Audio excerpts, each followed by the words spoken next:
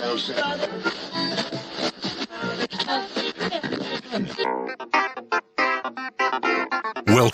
to the John Freakin' Muir Pod. Lace up those boots and sling on the pack for a romp through trails, short and long.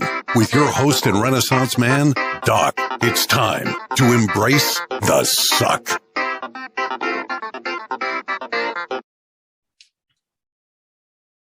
Nice. Welcome back to another week on the trail. I'm Doc, and this is the John Freakin' Muir Pod. Let's start off with a reminder. If you are enjoying the podcast, take just a minute, help us out, leave us a review on Apple Podcasts. And if you are not enjoying the pod, well, just go ahead and keep that to yourself. All right. Hey, let's get to this week's guest. It is my pleasure to welcome back a former guest and a good friend of the podcast, Chad Lubinski, also known as Chattahoochee. How's it going, Hooch? I am doing great, man. Just fresh off of work, and living the dream, like everyone says, right? So, yes, happy to be here. Living the dream. Now, as I remember from last time you were on the podcast, Chattahoochee is that a trail name? Is that not really a trail name? Right. So, well, I guess it's a college name, right? Okay. That's what I got in college. However, I did get a trail name. Okay, that's what I was going to ask about. All right. Yes. What'd you end up with? All right. So, well, I ended up getting poison sumac on the Colorado Trail, right? And covered my legs, my arms, everywhere, right? And so I had that for about 2.5 weeks, which earned me the trail name of Scratch. So makes sense. Yeah. I don't know if I'll keep, maybe that might just be a Colorado Trail one, but that's what I was on the CT. All right. Well, for the sake of tonight's episode, do you prefer Hooch or Scratch? We can do. I love when you call me Hooch for some reason. I love it. Not that I dream about it or anything. It's funny to me. I love it. So it fits. I like it too. Yeah, that's good. yeah. Okay, we'll go with Hooch. Cool. Hey, how did you end up with poison sumac? Oh my God, dude. So I had the bright idea of cowboy camping my first night on the CT, and I'm pretty sure it was right in a patch of poison sumac because I got in at night.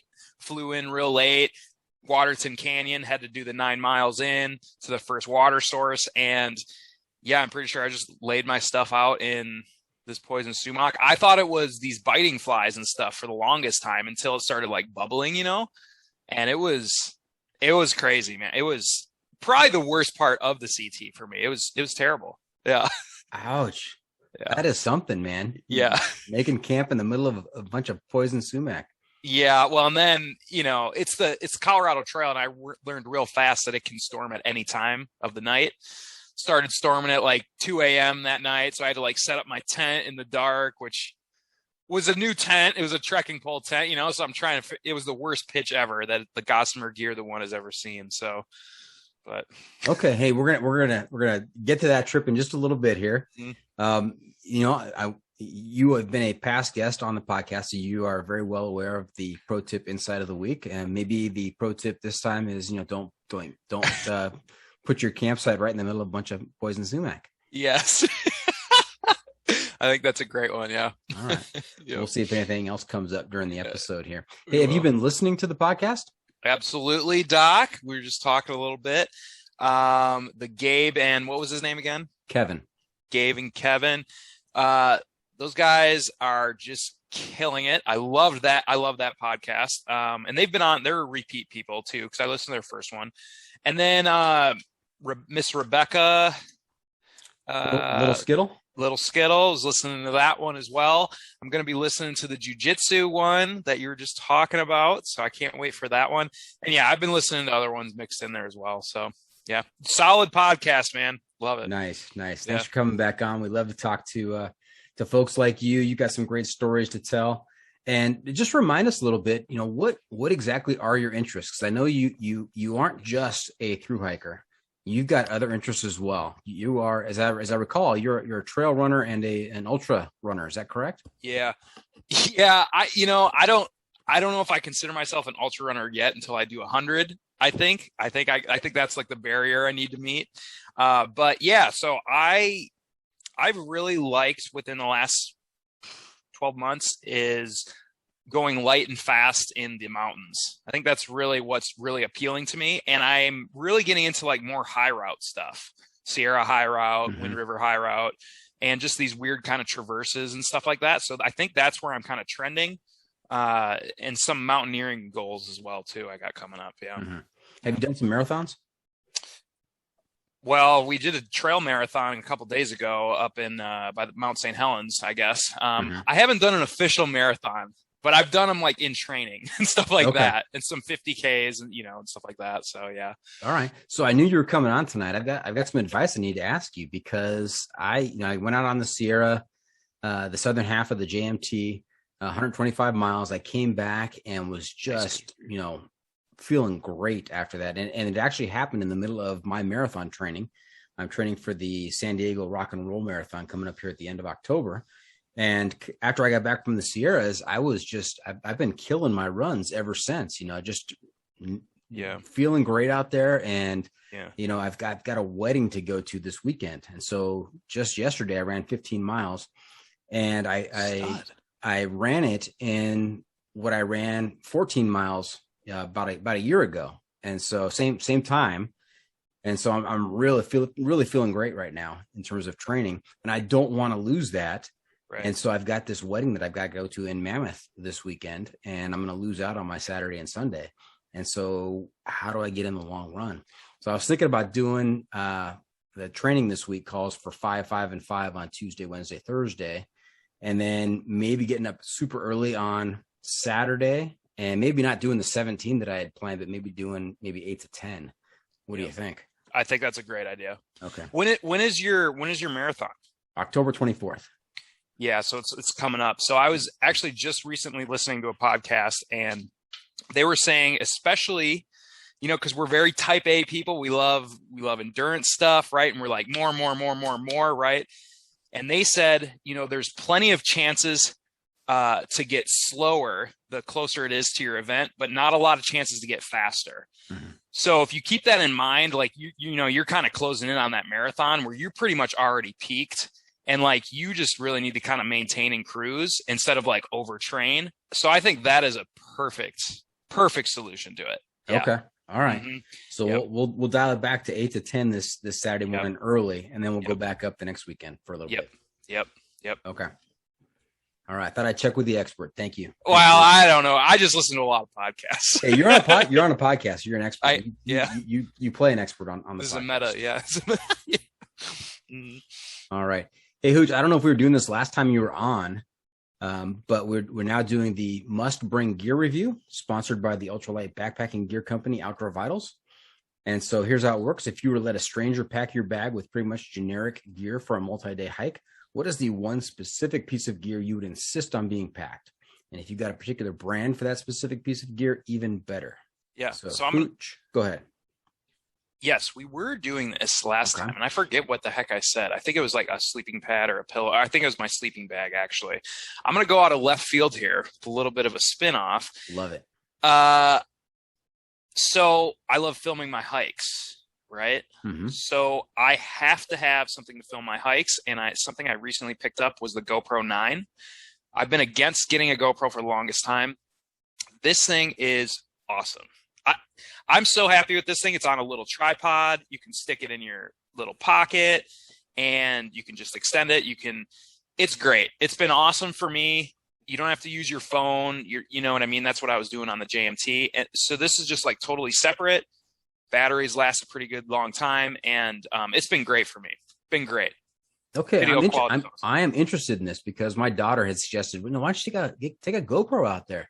And I'm like, GoPro, that's like, action stuff. That's like, surfing and skiing and skydiving, that kind of stuff. How do you use effectively? How do you effectively use a GoPro on a thru hike? Yes, that's such a good question. And that's exactly how I felt about it, Doc. Literally the exact same thing. I'm like, I'm not surfing or something, I mean, I just use it. I use it literally just as I did my phone, really. It's got different modes like the super view and all this. I usually leave it in like one of two modes, which is like just the wide or linear. So linear is like a little bit closer cropped. Wide is for good where you set it down and you can walk and do your static shots or whatever. And other than that, I mean, yeah, it's pretty much the same thing as like any other camera. You know what I mean? It's just handy. It's small. It's, you know, you don't have to be jumping off cliffs to make anything look cool, because it looks exactly like it would filmed on a phone or a real nice camera to me anyway. Okay. So you don't, you know, on day one of the hike, you break camp and you leave, you don't hit the on button on the GoPro and just let it go all day then. No. Yeah, no. And that's actually one of the cool things about the GoPro as well, is like when it's off, you can actually just hit the top and it just hits, and then it just starts recording. It'll just power on.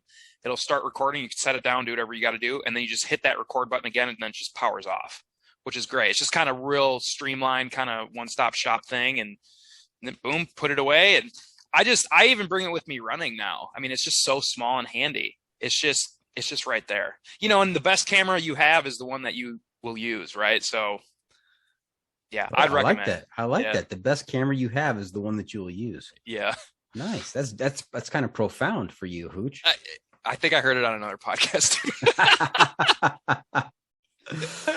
All right. Hey, did you have any kind of associated gear with that? You mentioned a tripod. Is there a waterproof case that you brought or anything like that? Great question. Ooh, great question. Here's a hack for you. Okay. So yes, I had like a small little tripod. It was only a few inches big. It kind of extends out a little bit, but not too much. Now, the one thing, I never did what's called a media mod to this, which is like a case over it where you can attach an external microphone and everything, because my thing was I wanted it to be handy, not bulky, not take up a lot of space, be light, right?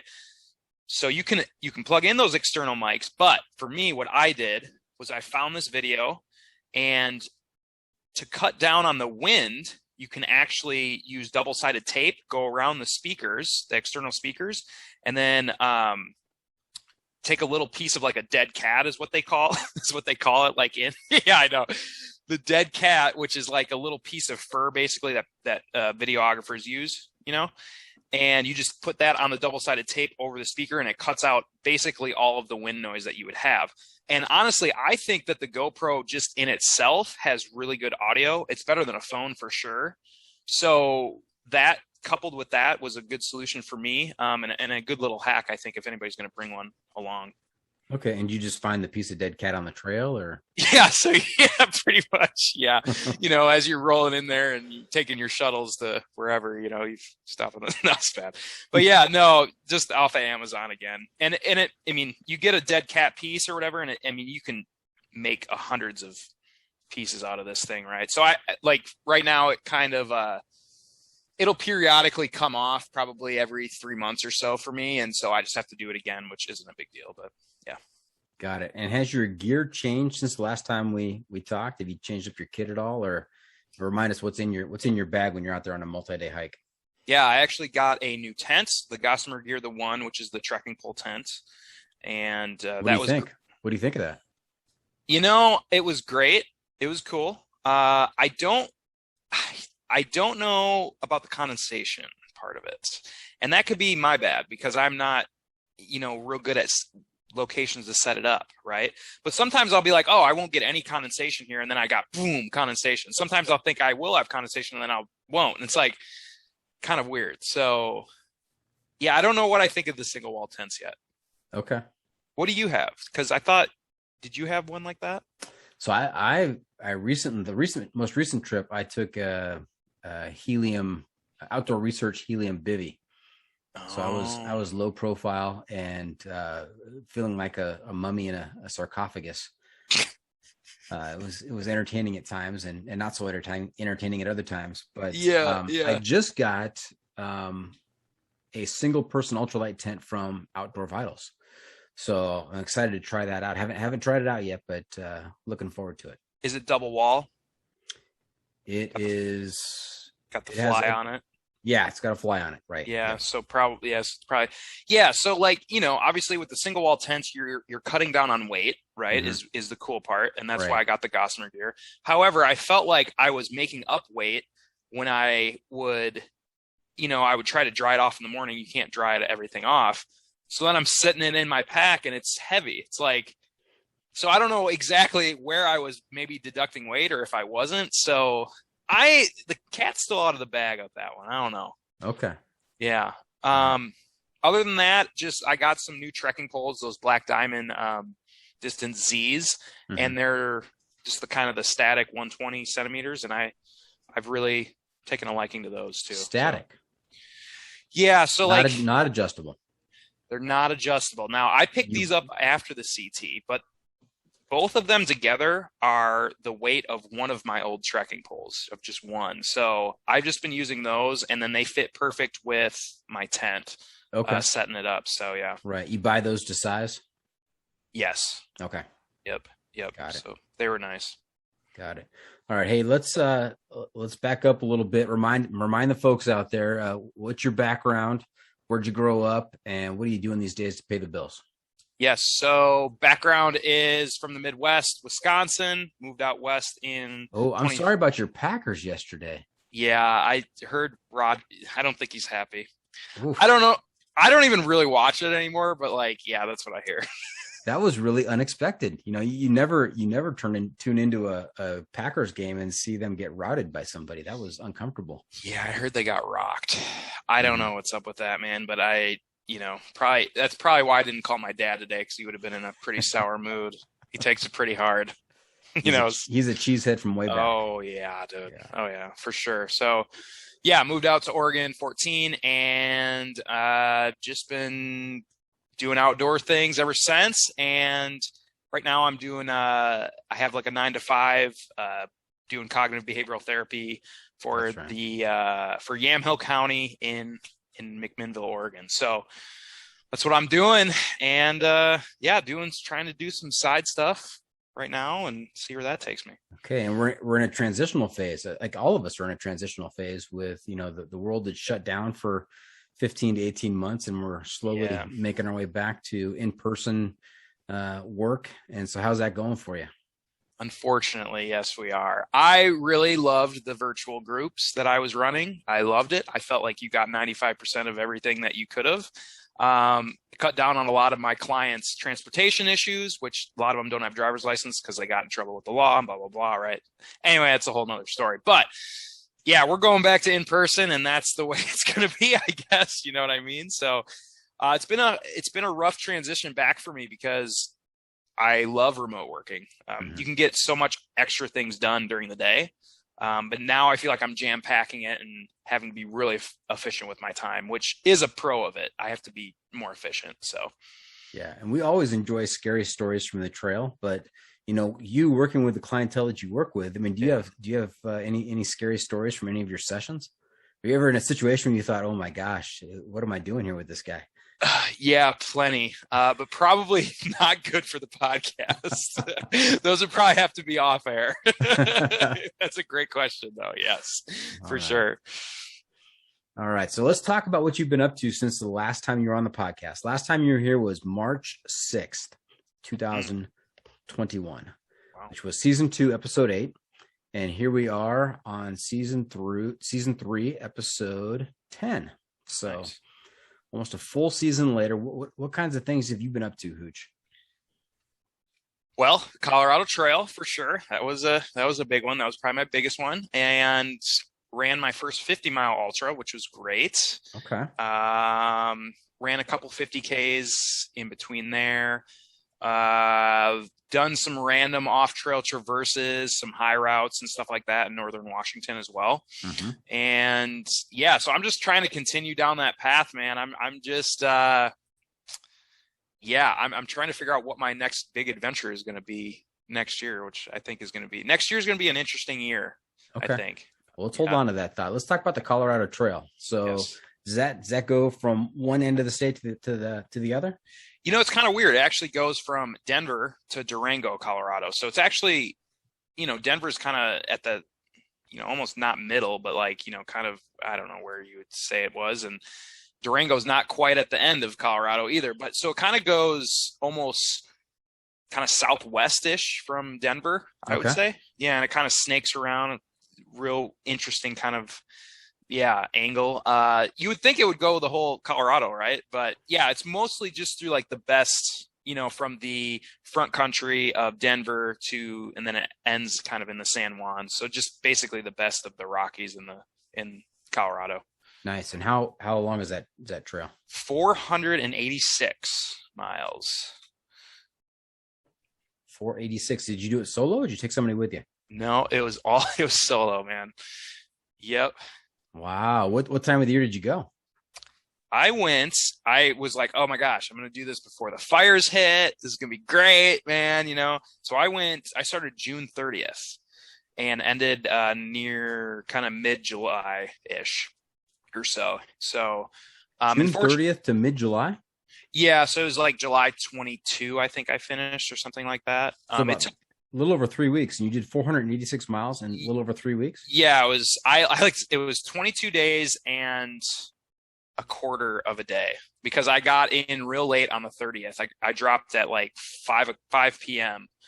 and then hiked in. And so, yeah, it was 22 miles a day. Well, I say that I had to do it in order not to get fired from work, right? I see. So, no wonder you like the Gabe and Kevin episode because yes. they had the fast pass. They were going to run the JMT and figured out they couldn't do that, and they only had a week to do it, so they just extended their hiking hours. Same kind of concept. Yeah, which is hilarious, dude, because the JMT's terrain is it's still insane. I still think that mile for mile the JMT was tougher than the CT for sure. Really? Yeah, I think the JMT, the rocks, and it's just so slow going, and the elevation, mile for mile for me, the JMT was tougher. Yeah. Okay. Yeah. All right. What kind of elevation did you encounter on the CT? I think their highest was about 13,200 and some feet. That was the high point. There was a stretch of days where I was just above 11,000 for 3-4 days or something like that, and getting nosebleeds, and the thunderstorms were nuts. That was a whole thing with the CT. The weather was crazy. It was during monsoon season, so every afternoon you were getting thunderstorms. Whereas same thing kind of happened to me on the JMT. However, it seemed like it would kind of pick a canyon to storm in. But dude, the Colorado Trail would just level you, dude. It was just come out of nowhere and just bam. And the locals were saying that it was a very weird year. They said that typically the storms last for 20, 30 minutes, but these were lasting hours. And so one of the days I was the closest to being hypothermic I've ever been. And I just had to keep hiking because I didn't know what else to do. I couldn't button or unbutton my shirt. Like I couldn't unbutton my sleeves to roll them down. Couldn't do it. Literally, I could not do it. So take us through that day. So I've got family in Colorado. I've been out there to visit when I was a kid, and I remember the storms just kind of rolling in the afternoon. I mean, in the morning would be blue skies, everything would be perfect, and then it would just the weather would roll in.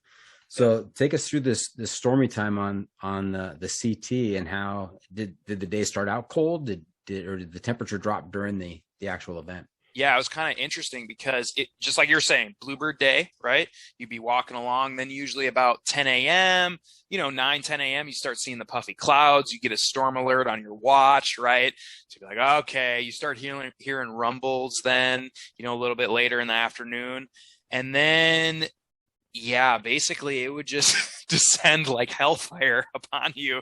It did a couple times on me anyways. And, it would last just for, at least an hour. Mine were at least an hour. The one where I was like almost hypothermic was definitely 2 hours at least. And just really interesting mountain weather, because usually it's there and then over.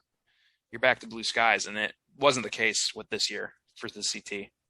And did you have the appropriate gear with you? I did, yeah. Well, I thought I did.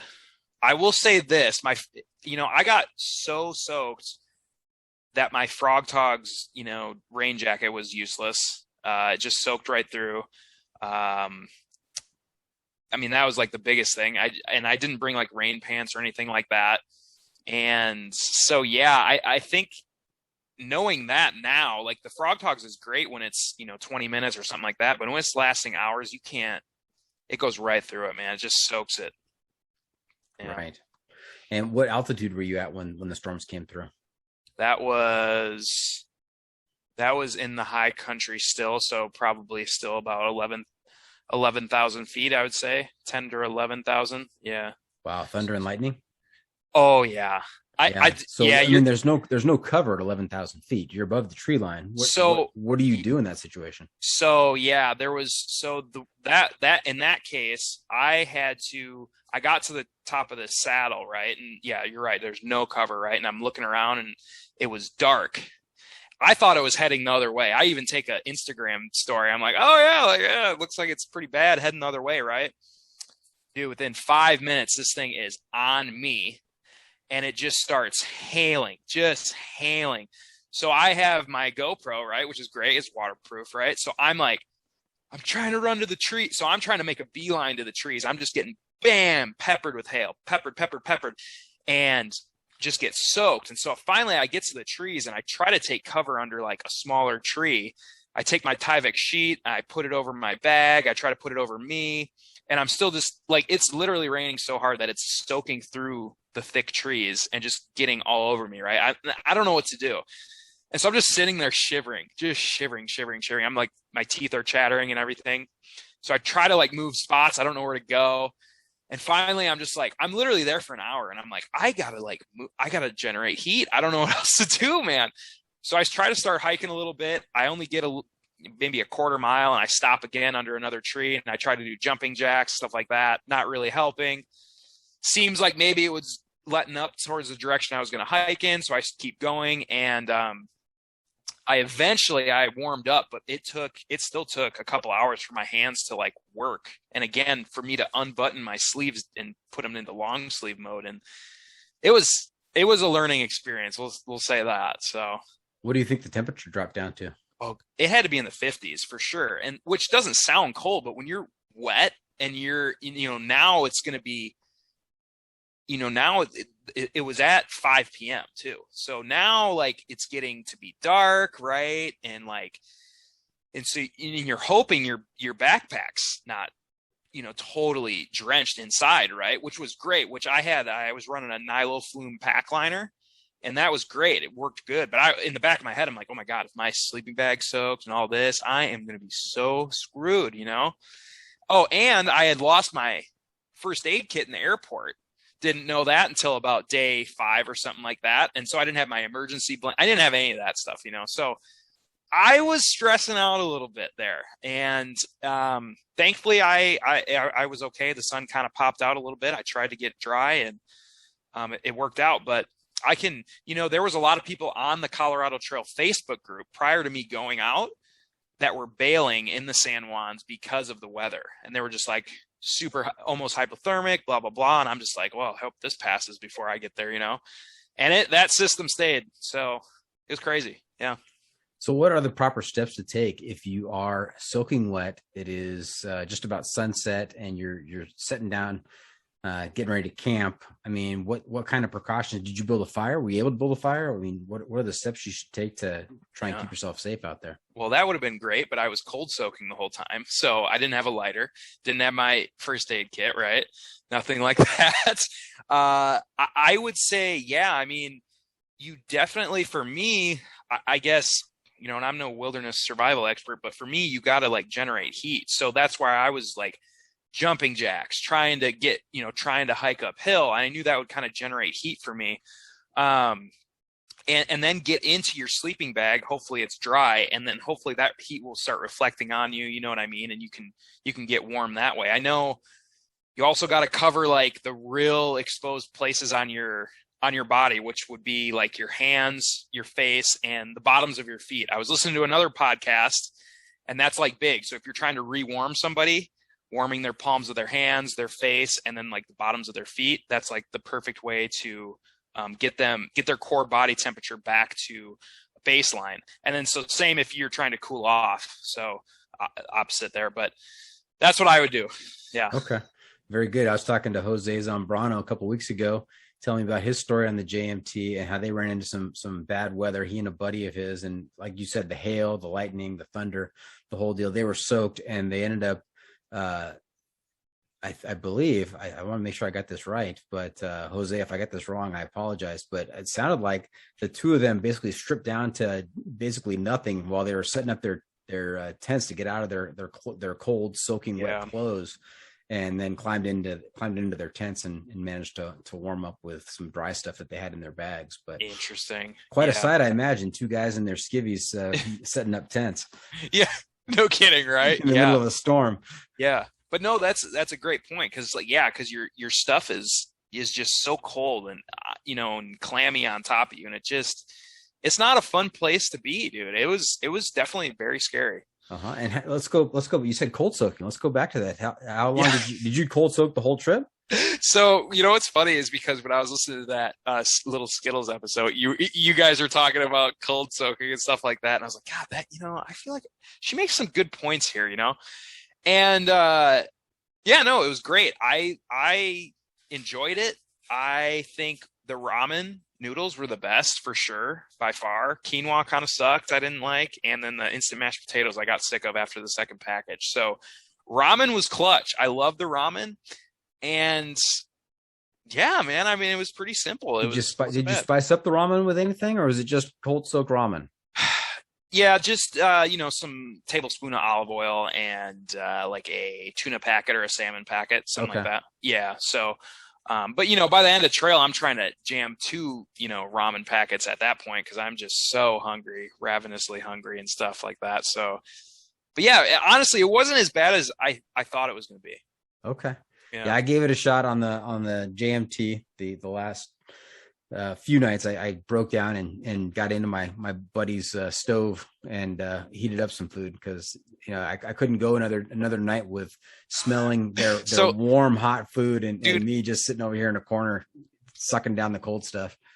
Such a great point. I think the worst part of cold soaking is if you're with somebody else that has hot food. Agreed. If you're by yourself, it's not a problem, I don't think. But you start smelling it and it's like, oh gosh, I just want to warm up. But yeah, totally. That's a fair point. Maybe I'll cold soak again on a solo hike. Yeah, I think that's better. Okay. Good point. All right. Hey, we're going to take a quick break. When we come back, I want to get into your 50-mile ultra. I've got some big questions for you on that. So stay tuned. We'll be right back. Nice.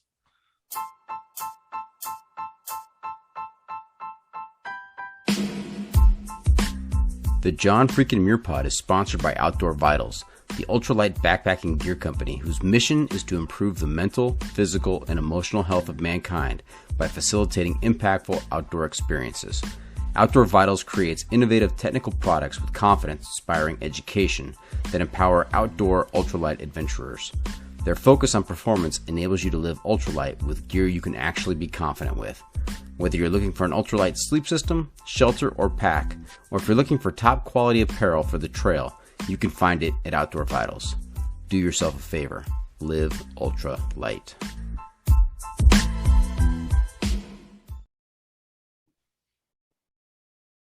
Welcome back. We're talking to Hooch. Just finished hearing about his Colorado trail trip filled with poison sumac and thunderstorms and lightning, monsoons, cold soaking. Fun stuff. You make it really sound appealing, Hooch. Yeah. Were there any great moments on the trail? Oh yeah, of course. Finishing. I'm just kidding. Yeah, no, I mean, the trail magic was great on the trail. Getting into the towns and seeing the support of locals was really cool. Yeah, seeing some of those trail towns was super cool as well. Obviously the high country, I think the first 100 miles to me were really boring of the CT.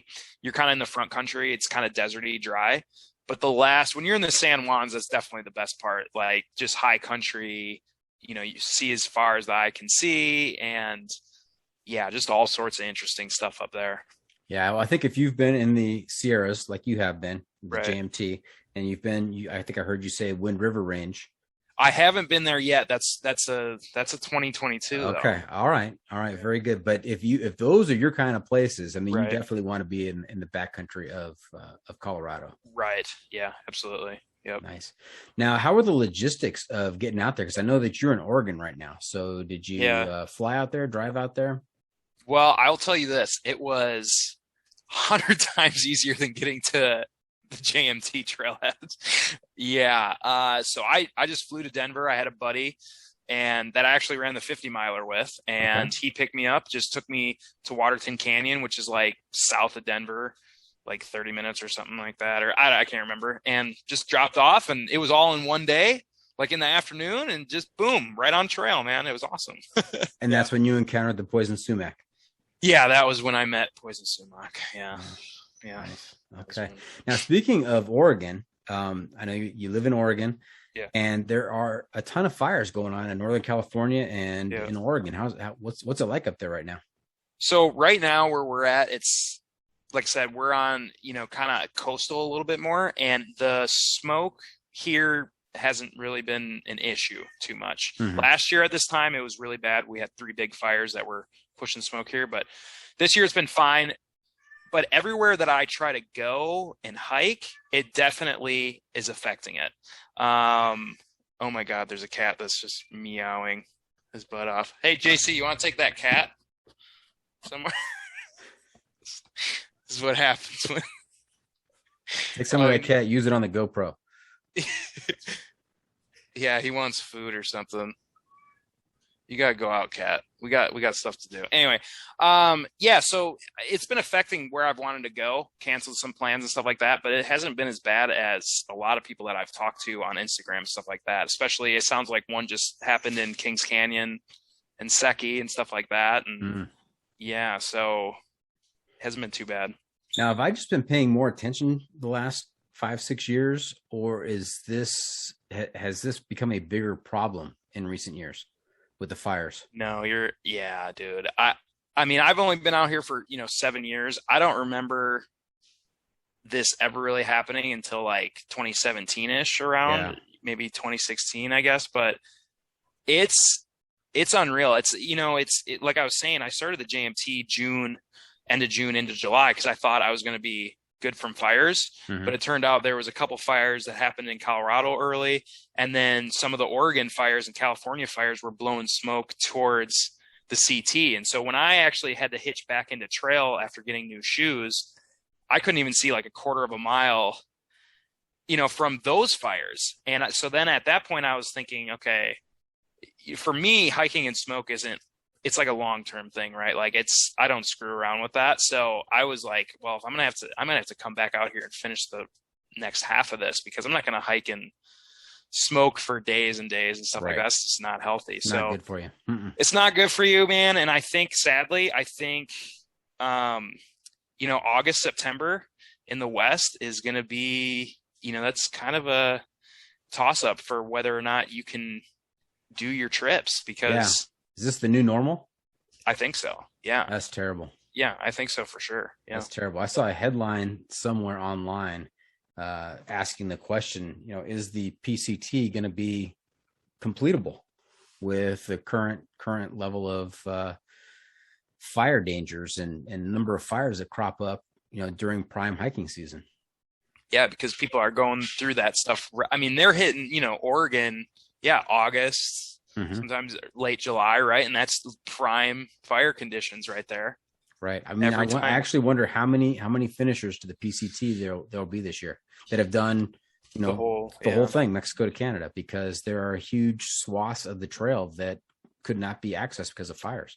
Well, and last year when I was saying we had 3 big fires, right? It took out a huge chunk of the PCT in the heart of Oregon, around Mount Jefferson and stuff like that, the wilderness there, which is so pretty. And I don't even know what that looks like. I haven't been up there since, but I can imagine there's probably a ton of blowdown and, not fun stuff. So crazy stuff. All right. Hey, let's move on to some positive stuff here. Yeah, right. Let's get this. Let's uplift the audience a little bit here. Let's talk about your 50 miler. That's hilarious. I'm training for a marathon. I've done a marathon 3 times before.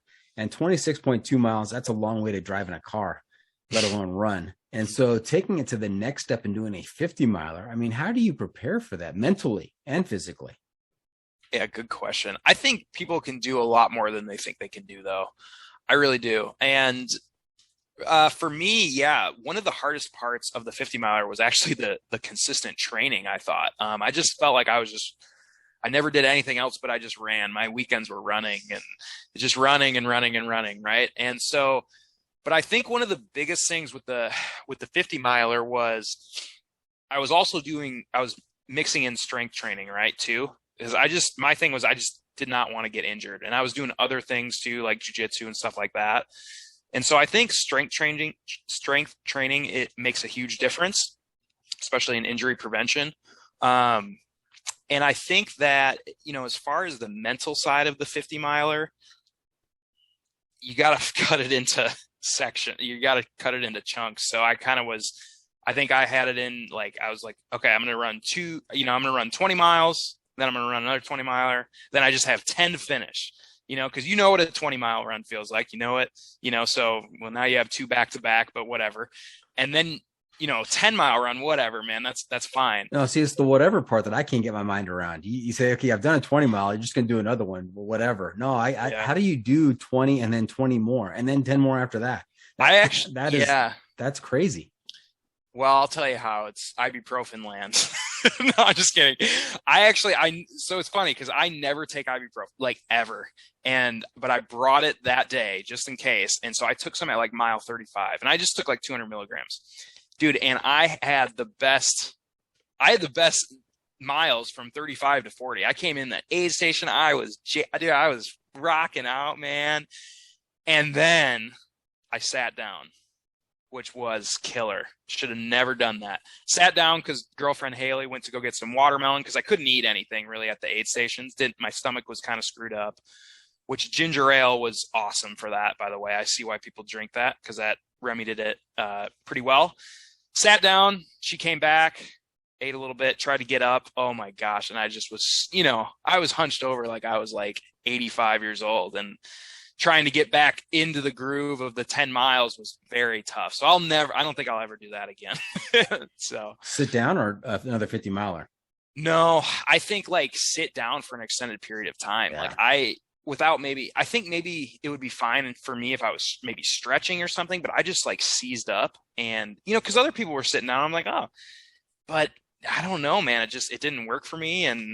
And so, yeah, I don't think I'm going to do that. And I also I was taking way too long at aid stations. I could have finished it way faster, I think, than I could have, but I didn't know what I wanted to eat. And I was just taking too long at these things. I don't know what I was doing. So, okay. You care to share your finishing time? I think it was 11 hours and something like that. Yeah. 11 something. I can't remember what it is, but we might be running a 50 miler in November here. So I want to top that. Okay. I want redemption. Is this a 50 miler trail race or a street race? Yeah, it's a trail race. Yeah. Trail race. Okay. Yep. So a lot of elevation involved. Yeah. I think it was like 6,000. It was actually only like 6,000 feet of vert over the 50 miles, which isn't honestly that bad. There was a lot of downhill though. So it was like 10K down, which, sounds kind of nice, but, it does really kind of beat up your quads after a while, so, but yeah, no, it was fun. It was great. And a great experience. Met a lot of cool people, met a lot of older gentlemen and ladies that were just crushing it and super inspiring to me. I mean, they whooped me, and I asked them, I was like, what is the key to doing this at your age? And they were like, never stop. Consistency. Mm-hmm. And so that was super inspiring to me. Okay. Now on my marathons, I always seem to cramp up around mile 19. My calves will cramp up, just seize up, lock. It's just brutal. And so now I'm thinking that, I'm a little bit older and wiser and have gone through the training process and the mentality of, long days out in the Sierras on the trail, and thinking maybe electrolytes and constant hydration and consistent fueling along the race might be the key here. So what is your strategy for fueling yourself during a 50 miler? Such a great question. So number one, I love your electrolytes idea, right? That is something super important that I didn't really realize the importance of till I cramped on my first 50K, right? And I was like, what is going on? It's scary, right? It's like, you don't think you're going to finish. And so I now have, I take finish. I didn't think I was going to be able to take another step. I know. Your whole body's like just you're just in pain. Yeah, so this brand called Element, and so they have like some salty like little stuff you can put in your drink. Love it. Super good. I'll usually start off with that, and then I'm definitely popping salt pills every 45 minutes to an hour for sure. So I'll bring however many hours I think I'm going to be out there. I'll usually bring 1 or 2 for those hours. And honestly, Doc, these things are a godsend. I'm telling you. Okay. Yeah. So we did like a traverse, a 24-mile. No, it was only 22-mile traverse in the Eagle Caps in Oregon. This is like, they call it the Little Alps, and it looks like Sierra type. It's 10,000 feet. We're traversing ridges. There's not really a trail. It took us all day. And we didn't have water for, probably the last 3 hours of it, probably, or so, something like that. And it was super exposed. And we were popping salt pills. And I really think that's the reason why I was able to get through that. And I didn't have a headache. I didn't have, everything was fine. I was just like really thirsty. And I really think that had something to do with that. And yeah, I don't know. It was crazy. And then as far as, fueling goes, we did a 24-mile this couple days ago. I went with a buddy who's kind of a little bit new. What did he bring? What do you think he brought for his nutrition on this trail? He brought 22 goo packets. Oh God. That actually might even be worse. He brought 3 burgers. Burgers from Burgerville, which is like this place in Oregon. Yeah. So he had one for breakfast, and then he had one when we took our first break, and then another one when we took like a second break. And, that's kind of all he brought. And, in my mind right now, if I'm doing anything that's close to like a 10 hours or something like that, I got to bring like 3,000 calories. I mow calories down. And so he was bonking pretty hard because he just didn't have the calories, And so for me, I've started to kind of transition to more regular food. Actually, I've seen myself do some more like nuts, and I still bring gels and stuff, but do like nuts, and I do like trail food, like tortillas and Nutella. Nutella's freaking bomb. And I do Spam too. So okay. Yeah. And so I kind of go to trail food now, and it's been working for me pretty well. And the only reason I know this is because I've bonked so many times with not bringing enough calories myself, and I've had to rely on other people. So I've really made it a point to track what am I eating, how many calories. I used to just throw in stuff in my pack and then I'd run out, of course. But now I actually count my calories when I put them in my pack. So. Okay. Do you have a list that you work off of, or? Not so for the CT I do. And I was good on the CT with calories and stuff like that, but trail running for me is a little bit different. I don't know why, but I seem to just buzz down food. I mean, I guess you're running, but you're still kind of doing the same amount of work sometimes, it seems like, but yeah, I don't know what it is. So I just, like I said, I try to get 2,500 to 3,000 if I'm doing mid 20s to 30-mile run for sure. And I think that might be a lot for some people, but I'm constantly hungry. Okay. I don't know. All right. Very good. Anything else from the 50 mile you want to talk about? Like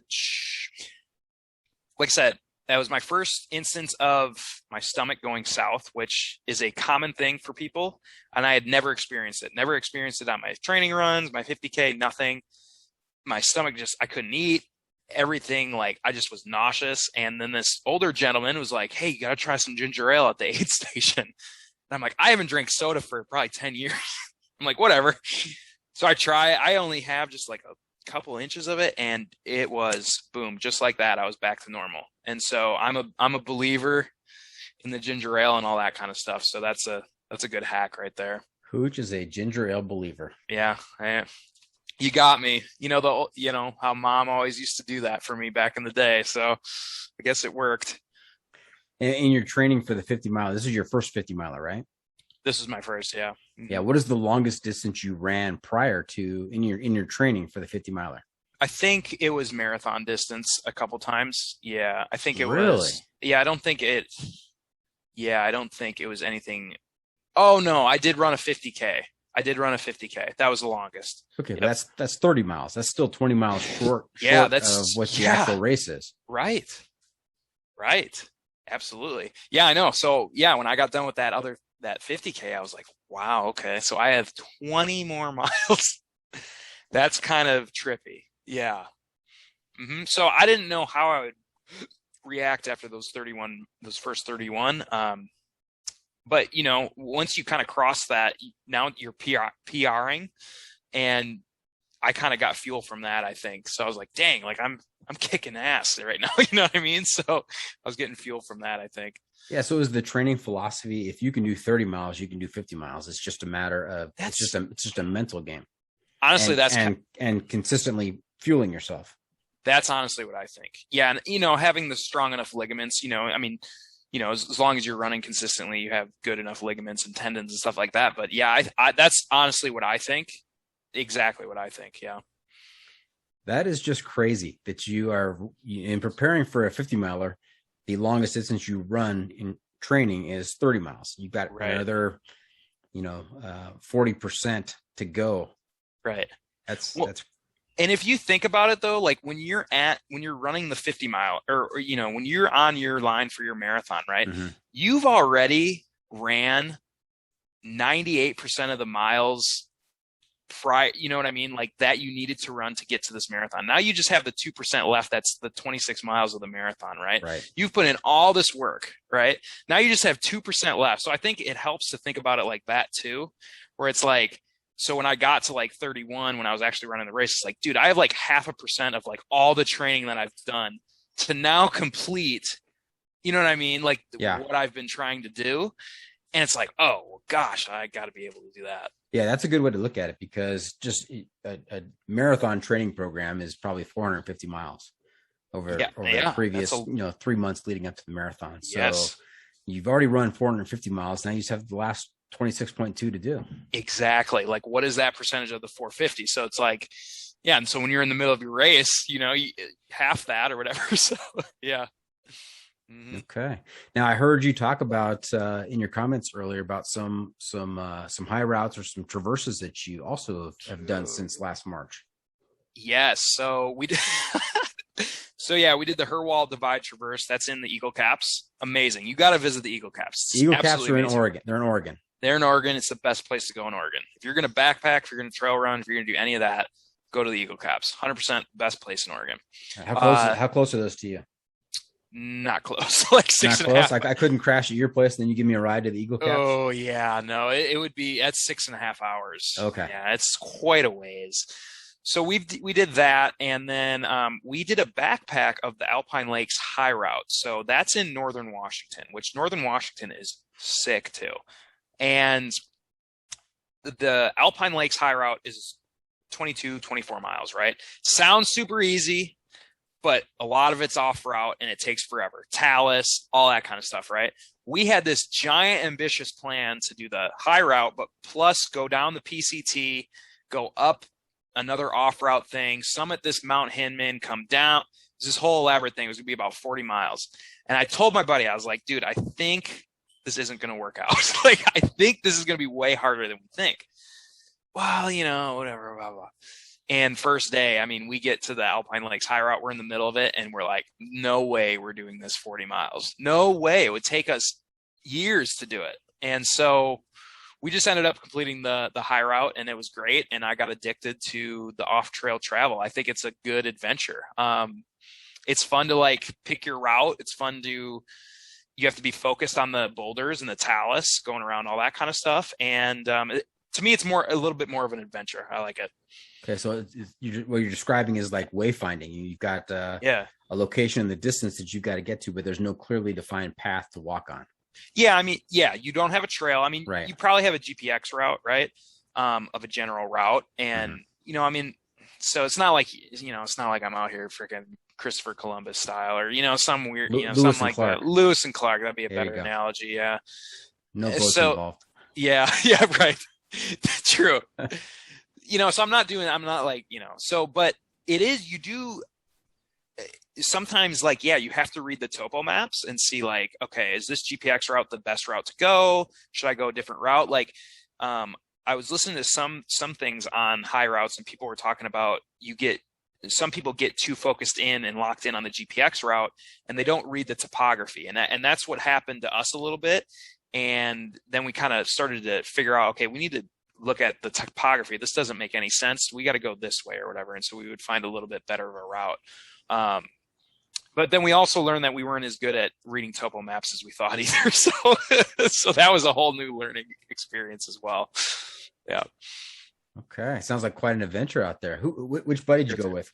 So I went with David and Steve. So David's been a good buddy. Actually, I've met both of them on the Timberline Trail, which is also a great trail. Steve moved back to frickin' Ohio for whatever reason, but he's coming back. I'm like, why would you do that? And then David's up in Seattle. So we get together quite often and do runs and things like that and mountains. And so it's good. It's good to have buddies that like-minded and, you know, have strengths to your weaknesses and stuff like that. For sure. Now you mentioned the Mount St. Helens trail run. Is that just a couple days ago? Yeah, no. So I've actually, 2 weeks ago, I did a 50K just by myself around Mount St. Helens. Yeah. So it's called the Lewitt Trail. Beautiful trail. And that just circumnavigates St. Helens. And then a couple days ago, we went up back in the same area and we did a couple different peaks in a loop. And yeah, you could see like St. Helens the whole time and stuff like that. But it wasn't actually around the mountain. But it was super. It was super cool. Yeah. Got it. And I remember last time we talked, we were talking about an injury that you had sustained in martial arts. Yeah. Didn't you? Yeah. Something with your shoulder? Did you tear your bicep or what was that? Good, dude. Good memory. Yeah. So I tore my bicep last October, about a year ago, and that's what got me into the 50K in the first place, because I was like, well, I can't do jujitsu. Yeah. So yeah, it's healing up great. I don't even really think about it anymore. It gets a little bit sore when I do, the curls for the girls, but other than that, it's not too bad right now. It's healed great. Yeah. That's right. It was jujitsu, right? Yeah, man. It was an arm. It was an arm bar. You have to listen to last week's episode, which was, of course, by the time this episode comes out, it's probably 4 or 5 weeks ago. But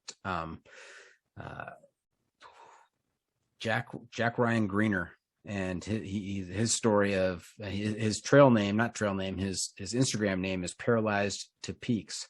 And he talks about how he had his neck broken in a jiu-jitsu training accident by a trainer with 30 years of experience. And he went from being a quadriplegic and not being able to breathe on his own to being on top of Mount Whitney a few weeks ago. So just an incredible story. Unbelievable. That gives me the chills, man. I'm definitely going to listen to that. That's unreal. That makes my bicep injury look like absolutely nothing. Yeah, you know what? I'm not doing jujitsu. That's for sure. Yeah, right. No kidding, man. Yeah, my buddy I think he tore his pec just a couple weeks ago, and it's supposed to be the gentle art, but I don't know, dude. Yeah. And have you earned any recent honors in jujitsu? Yeah, I actually just got my purple belt in jiu-jitsu. So that was a big deal. Congratulations. Yeah, thank you. Yeah, it was pretty cool. Didn't really know that I was going to do it or get it, and it's been awesome. It's cool to like get recognized for, your hard work and stuff like that. So So take me through the levels of belts. I mean, you start off with a white belt, and then what's next? So your first belt is a white belt, and at that level, your first 6 months to really a year, you basically are drowning in water. You're trying to tread water, and you have to have the mentality that you almost enjoy kind of getting like beat up in a way. You have to totally sacrifice your ego and just accept that you are going to get pretty much railroaded for the first year. And it's just going to happen. And a lot of people don't make it through that vetting process. You don't see a lot of people come back, unfortunately. The next one is blue belt. And so, you can finally, now you're not the lowest on the totem pole. You can start working your offense a little bit to the newer people, but you're still getting pretty much worked. It's your turn. It's your turn to beat up the new people. Yes, it's your turn finally. And you feel like a stud until, then the bigger fish comes along and just, again, Railroad Zoo. So, and then purple belt is you're kind of the intermediate level. And I've been doing it for, man, it's 2021. I've been doing it for 5 years, I think now. So, and I just got that. And, that's where they say it's the most fun. You kind of playing around with what your style is going to be. And then brown belt is basically a black belt. You just got to get tapped out more times. And then you have a black belt after about usually 10 yeyears or so is the average. So you're right in the middle then with the purple belt. Yeah. That's definitely the goal, is to get my black belt for sure. 100%. I'm in it for the long term. I guess I like that kind of stuff, the endurance, like outlasts stuff. And so what was there a competition where you had to demonstrate some level of proficiency to get the purple belt? How does that work? Yeah, that's a really good question. So some gyms do that where you have to demonstrate some things. Our gym's more of when you compete, like how do you do against people your level? Because you compete in your weight class, your belt level and stuff like that. So if you're doing really well in competitions, then, usually they'll see that and like, hey, you should be promoted or whatever. Although we haven't really had competitions in the last 18 months because of COVID. So it's more about how are you doing in the gym against similar people, similar partners, against your coach and stuff like that.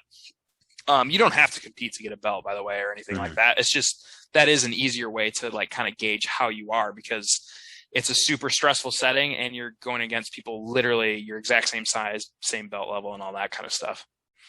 And is there a trainer, or is there what do you call the guy in charge of your gym? Sensei. No, I'm just kidding. Sensei. No, Sensei? No. He would kill me. Karate Kid, right? Yeah. No, he would kill me. No, we just call him Brian. He was the youngest black belt in Oregon at one time. When he was in his younger 20s. He's about 28 now. And so he's teaching grown men. Right. And he can just whoop these guys like it's nothing. Like it's just nothing. It's like playing with a toddler. It's the craziest thing. Right. And so does Brian have like a checklist in front of him, and he watches Hooch in combat against somebody else, and he says, "Yep, he's checked all these boxes." And he comes up to you afterwards and says, "Hey, Hooch, here's your purple belt." I mean, is that how it works? Or dude, that is like the thing. Is like I honestly I don't really know how it works because I've never like belted anybody. I mean, he certainly isn't walking around the checklist though, but he's probably watching it. I spar with him a lot, so he probably knows that I'm maybe getting better, I guess. I don't know, but you always feel like you're not getting better, because when you start getting better, they just start going harder against you. And then you just, and they're always 6 steps ahead of you. So they already know what you're going to do before you even know you're going to do it. And it's like, you just feel like, what am I doing, man? But like, like I said, other gyms, they can be real strict on some of that kind of stuff, but ours is pretty laid back. Okay. Yeah. Well, Hooch, you have been a very busy guy since last March. What's next for you? Busy dude.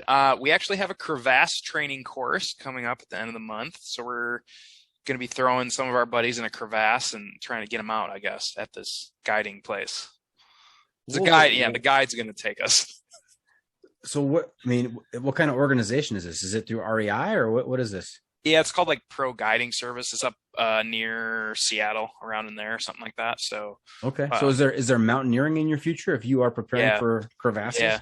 Remember, so last time I was on the podcast, I was thinking about doing Mount Hood, and my stupid roommate that's still here, he's done Mount Hood, but he had no idea what he was doing. And so he always gives me crap about being the only person in the house that's done Hood. But anyway, I never did it. I decided against it. I needed more experience for it. And so I've done some peaks in between there. But yeah, it's definitely on my hit list for next year. And then I got a split board, do that kind of stuff, split board down.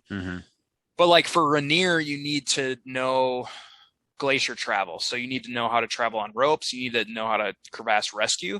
So same with other peaks in Washington. So that's why we're taking it. And yeah. So you got to learn the knots and do all that kind of stuff, get all this fancy, cool gear. And it's pretty cool.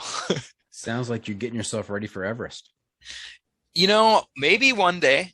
Yeah, maybe, honestly, maybe one day. Yeah. I was listening. Actually, it's funny. I was listening to an audiobook on the CT about this guy. I can't remember his name, but he did all of the 8,000 meter summits, and one of them was Everest. They talked about the big Everest 98 accident, I believe it was, and he was there, and I was like, oh, dude, like, I don't know about that. Like, maybe not. But yeah, no, it could be in the future. Yeah. Yeah. Listen to season 2, episode, I think 47 or 48. It was Dina Zabaldo. She won the 2013 World Guide Award. They only give one of those out per year on the entire planet. And she got it for her work as a guide in the Everest region. She wasn't taking people up to the top of Everest, but she was, in that area leading I don't want to call them expeditions, leading treks out there. And it sounds like an incredible place. I would love to go to Kathmandu and do a little hiking out there. Yeah. Or even go to Everest Base Camp. Right. Yeah. I have some people I know that are doing that this year. I think it's this year, but yeah, I mean, even that would be a huge experience. I mean, just even getting out there is like, that's a huge trek to just get to base camp, and base camp's still at like freaking 18,000, I think. Yeah, dude, like that ain't, you ain't screwing around at that. No. So what happens first for Hooch? Everest Base Camp or a long trail like the PCT? Dude, Doc. So I think 500 miles is the cap on my thru hiking. Okay. I think that's going to be the longest I thru hike. And the reason why is I like eating healthy, and I don't feel, you know what I mean? Like don't, I'm eating crap on the trail and whatever. And I love jujitsu, and I'm not doing that and whatever. And I don't really think the PCT's in my plans. I think it's going to be more shorter thru hikes. I think it's going to be more ultras, definitely mountaineering. I think those are the three. And then like high routes. I think those are what's going to be that's what does it for me right now, I think. Okay. So the Colorado Trail, that's about the longest through hike. I think so. I think, I'll do like the long trail and the TRT and stuff like that. But yeah, I don't know. 500, I was good. I was like, I'm good. I think I'm good, man. I think I'm good. Nice. And is there a 100-miler yes, ultra in your future? Yep. Next year, I'm going to be doing that. So yeah, it's going to be big. Where will that race be? I think it's just going to be a local race in Oregon. So probably through the Cascades, somewhere in there. Like there's a couple different ones that they have. I do like, if I'm able to complete that, I would love to like do like the hard rock or Leadville 100, some like real tough. And then eventually I would love to do like the UTMB. I would love to like just go to Europe and hit that. I think that's the whole scene. That sounds pretty cool. The UTMB. That sounds awesome. Yeah. But I might have a totally different change of mind once I do 100 miles. And you mentioned Gabe and Kevin at the beginning of this episode. Yeah. And in my latest conversation with Gabe and Kevin, Gabe let slip that Kevin is like one of the premier 200 milers out there. And he actually had a top 5 finish in a 200 miler recently. So I mean, all 200 milers are hard, I would imagine, but this is like one of the hard ones. One of the real hard ones. Real hard ones. That's right. Yeah, seriously. That 200 miles, that I can't count. Like you're saying, like 20 more miles after the 200 miles. I'm like, what? Yeah, that's if you can run 30 miles, I guess you could run 200. 200, yeah, no kidding. No, seriously. No, seriously, right? I was actually to that point real quick. I was listening to another podcast, this uphill athlete podcast, really good. They were talking about muscular endurance for these types of endurance activities, because this guy was like a PA, like a physician's assistant, couldn't get out much. He ran 53 miles, was like his longest training week. He ended up doing the Tour de Jaunt, which is like 200 and some miles, and was just crushing the downhills, blah, blah, blah. And he was doing a lot of this muscular endurance kind of like hit high rep stuff with his legs. And they thought that was one of the key factors to him doing very well. So that's kind of good news. Like, because I don't want to be running all week. Like, I don't know. No. And you know what, before I went to the Sierras this past summer, during my training and runs, I hate doing hills. I hate, running elevation. Yeah. I do not enjoy it at all. Came back from the Sierras and I've just been destroying the hills. I mean, 100%. It's if you want to get those legs, go do some hiking in the Sierras. Dude, I honestly think one of the best cross trainings for a 100-mile or a 26 miles or any kind of ultra is through hiking. You have a bag, it's time on your feet, and it's continuous reps. And once you remove that bag, you feel like you're flying up these hills now. You know what I mean? It's like, that's right. Wow. Yeah. That's right. So that's great, man. All right, Hooch, you know where we are? Probably is it the insider? The pro tip inside of the week. That's right. Hooch, what do you got for us? Oh my gosh. A little piece of wisdom can you share with our listeners to make their next outdoor experience even better? I would say, I think my last one was prioritize adventure, I think, right? Yeah. I think that was what it was. Oh my gosh, I don't have one prepared for this time. But what I would say is, I meet a lot of people and they don't have people to go with. Trail running, hiking, that kind of stuff, right? And that's a big obstacle for them. And I think one of the best ways to get a partner, get someone, maybe you don't know them yet or whatever, but how do you meet those people? But I think the best, you say it, the trail, it provides, the trail is a trail, right? But there is also something like when you go to trail run, like I meet all these people and you just start talking with them, you're like-minded and you just kind of form this bond instantly. And I think it's a great way to meet people. You already are kind of vetting them because like they're on the same trail as you, seeing what they're like or whatever. And I think it's a great way to meet people for your next like adventures. And that's how I met like some of my best adventure buddies right now is honestly just on the trail. So that's the advice I would give to people that, don't have a lot of, and they don't want to go by themselves, right? You'll meet somebody on the trail and hopefully you can become good friends with them. All right. Yeah. Well said. There you have it. That's it. This episode is just about in the books. Hope our listeners enjoyed our time with Hooch. I want to thank him for joining us this week. Hooch, how can our listeners keep up with you on social media and where can they find updates on your latest adventures? Appreciate that. I'll go real fast. Instagram is @Chattahoochee_. Same with TikTok. Yes. TikToking it. All right. TikTok, baby. And then, Chad Lubinski on YouTube if you want to see the Colorado Trail videos. Yeah, I'll be tuning into that. Remember to check out the pod on social media as well. We are on Facebook, YouTube, Instagram, Twitter, and TikTok. And if you have comments or clips you want to share, you can send it to me at johnfreakinmuir@gmail.com. Hooch, also looking to you to share a recommendation for a book, a movie, documentary, some kind of adventure media to keep our listeners connected to the outdoor adventure experience. We're calling this our adventure media recommendation. What do you have for us? Okay. The Mediocre Amateurs on YouTube. That's what they're called, but they're not mediocre or amateurs by any means. They're like flying choppers to these places and mountaineering and trail running and doing high routes. It would be if you could get one. I've never heard them on a podcast. If you could get them on a podcast, Doc, you would be the man. But yeah, I love their YouTube channel. Super entertaining. They're super funny, and they go to some crazy places. And they're like almost 50 years old at this point, and they're just crushing it. So super inspiring too. Okay, I will. I'll try and get them booked.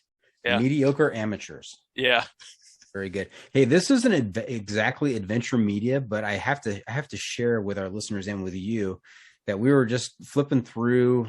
What was it? I think it was HBO Max, and I just happened to be looking through documentaries section, and I came across this documentary called Class Action Adventure. No, Class Action Park. Class Action Park. Heard of it? No. So there was this amusement park. It was a water park. One of the first ones in the world, built in New Jersey in 1978.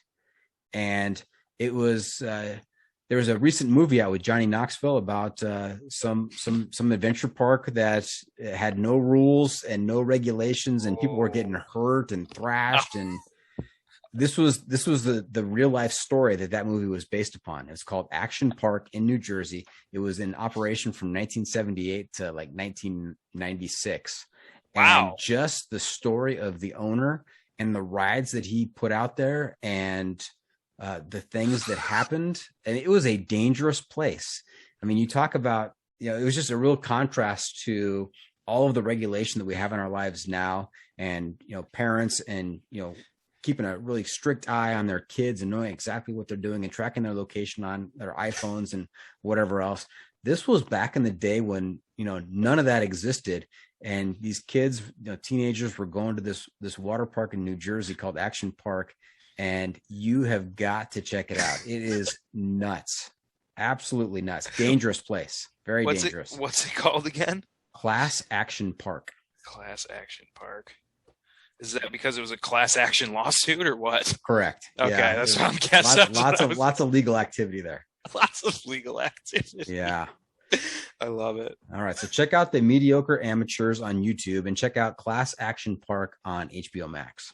Nice. Okay. And before we wrap things up, I've got one more segment for you called What Have I Not Asked You That You're Dying to Tell Me About? Gosh, yeah. So I wrote that one down on my notes and I left it blank.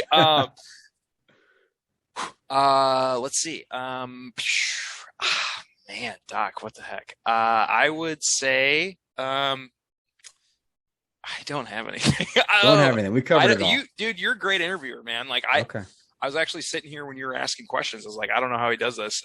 It's super. I've tried to do it for a podcast once and it was super difficult. So you did a great job just pulling everything out. And okay. I feel like I was covered. Very good. Thank you, sir. That's a wrap from the John Freaking Muir studio. Any shout outs to friends and family, Hooch? Definitely. Haley, super supportive girlfriend, 2 roommates, and of course, mom, dad, and brother and sister. Okay. Thank you for tuning in. Always remember, the trail is the trail. It doesn't care if you want to go downhill. It doesn't care if it's almost dark and you're looking for a campsite. It doesn't even care if you camp in the middle of a bunch of poison sumac and spend the rest of your trip scratching yourself. The trail is the trail. Embrace the suck. Nice.